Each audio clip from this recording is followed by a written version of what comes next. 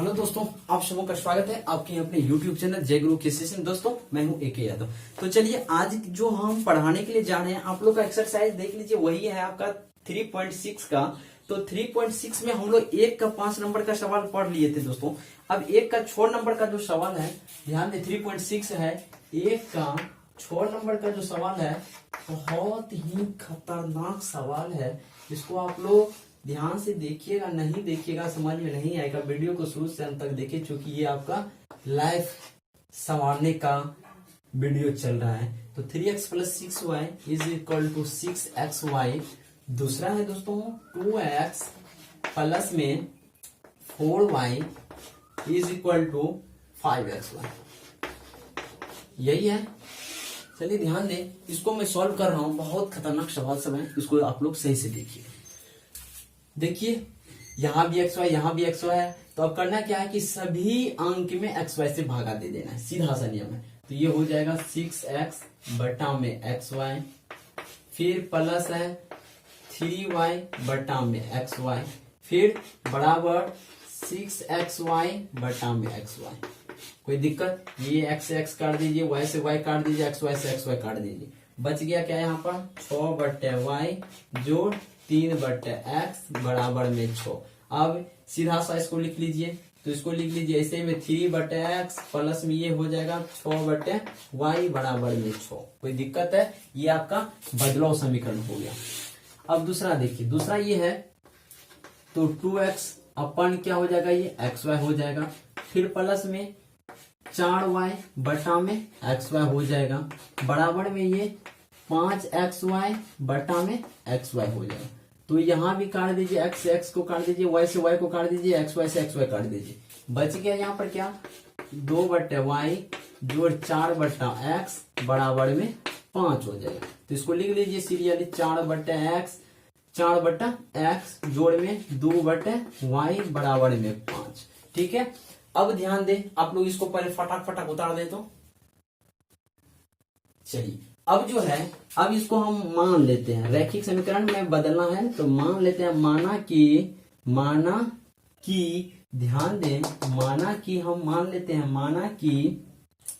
क्या मान ले भाई, हम मान लेते हैं a बराबर, सॉरी a नहीं, माना कि 1 बटे x को मान लेते हैं p और 1 बटे y को मान लेते हैं q। ओके, 1 बटे x को हम क्या माने, p माने हैं, 1 बटे y को क्या माने हैं, q माने। अब जो है हम इसको मिटाएं, इधर वाले को हम मिटा रहे हैं, आप लोग को पहले ही समय कुछ दे दिए थे। तो अब मैं यहां से ऊपर से मिटा रहा हूं, ध्यान से देखते रहिएगा आप लोग। अब मैं यहां से इसको मिटा रहा हूं, इसको कैसे बनाना है ध्यान दे। ये इसको मान लीजिए थोड़ा देर के लिए 1, इसको मान लीजिए थोड़ा देर के लिए 2, बदलो को। अब ध्यान दें, तो 1 बटे x को माने एगो p, तो यहाँ पर 3 बटे x है, तो ये क्या हो जाएगा 3 गो p हो जाएगा ना। इसको लिख सकते हैं 3p प्लस में 1 बटे y को माने एगो q, तो 6 बटे y है, तो ये क्या हो जाएगा 6 गो q हो जाएगा, बराबर में क्या 6। इसको फाइनली मान लीजिए 1, ये टेम्पोररी, इसको फाइनली 1 मान लीजिए।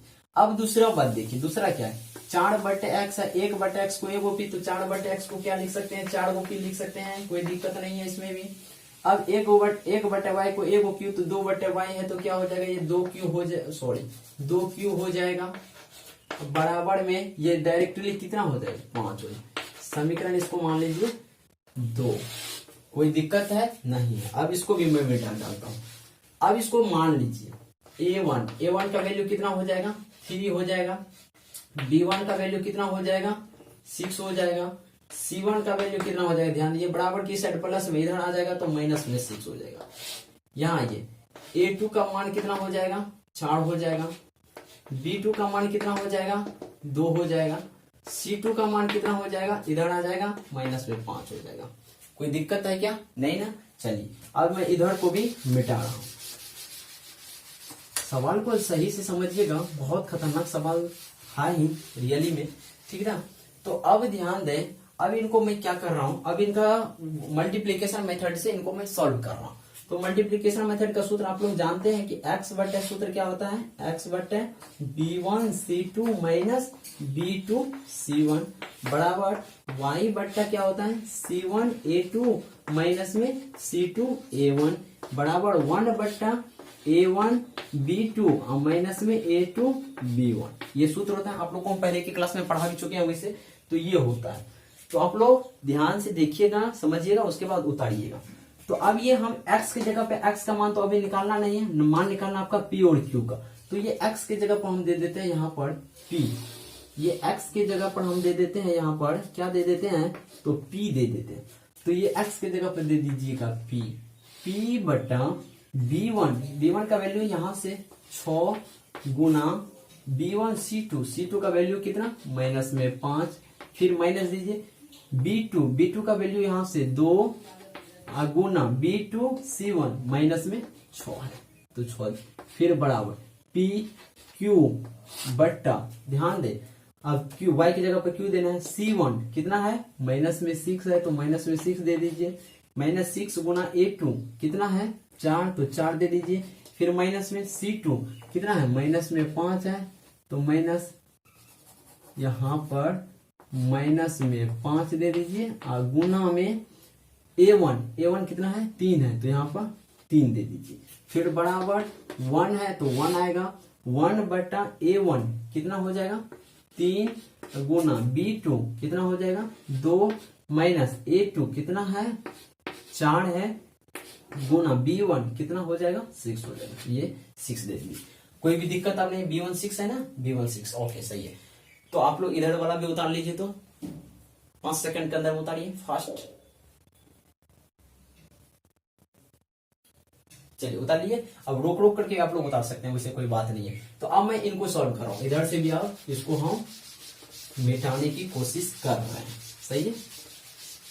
तो अब ये हो जाएगा कितना, p/6 कितना, माइनस में 30 होगा, माइनस में 30, माइनस गुना माइनस, ये माइनस माइनस प्लस हो जाएगा, कितना हो जाएगा ये 6 दूना 12, बराबर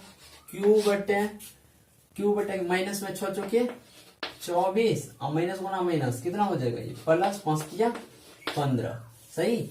अब इधर से इसको भी मिटाइए, ये कितना हो जाएगा, बराबर 1/3 दूना 6, माइनस में 6 चौके 24, ठीक। चलिए तो ये हो जाएगा कितना, ध्यान से देखिएगा, तो ये हो जाएगा p बटे माइनस में 18 होगा, क्योंकि 30 में से 12 जाएगा, 18 30 का चिन्ह बेसी है, माइनस ऐसे का माइनस होगा, बराबर ये q बटे माइनस ज्यादा 24 ज्यादा है, माइनस लगा हुआ है, तो 24 में से 15 घटेगा कितना 9 होगा, चिन्ह किसका होगा, माइनस का होगा। अब ये 1/6 में से 24 तो वैसे ऑलरेडी घटेगा नहीं, उल्टा घटेगा माइनस में, ये 18 होगा, 18 से 24 होता है ना, 18 19 20 21 22 23 24, समझ गए। अब लिख लीजिए p के लिए, बहुत खतरनाक सवाल है, आप लोग ध्यान से देखिएगा। p के लिए लिखते हैं तो p बटा माइनस में 18 और बराबर 1/- में 18, चूंकि ये p और ये एक दोनों के लिए काम करेगा, p और q के लिए कॉरस्पॉन्डिंग कर दीजिए, तो ये हो जाएगा माइनस में 18p बराबर -18 होगा ना। इसीलिए p का वैल्यू जब निकालेंगे तो -18 बटे -18, माइनस से माइनस कर दिया 18 का 18, यानी p का मान कितना आ गया 1 आ गया, समझ में आ गया।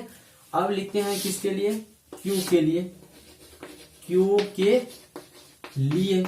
q के लिए क्या हो जाएगा ये, तो q बटा -9 बराबर ये कितना, q बटा -9 बराबर 1/- में 18, कॉरस्पॉन्डिंग इसको भी कर दीजिए, तो माइनस में 18q बराबर माइनस में 9, इसीलिए q बराबर क्या हो जाएगा -9 बटे -18, 9 दूना 18, माइनस से माइनस कट जाएगा, यानी q का मान 1/2, अर्थात यहाँ पर यह आपका निकल गया p का मान 1 और q का मान 1/2। पहले आप लोग इसको उतार ले, तो तुरंत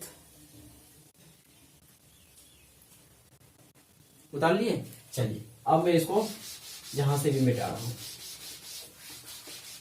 फटाक समझते चलिएगा आप लोग। तो अब हम यहाँ पर लिखते हैं, यहाँ पर क्या लिखते हैं कि p का मान 1 और q का मान 1/2, ये तो हो गया।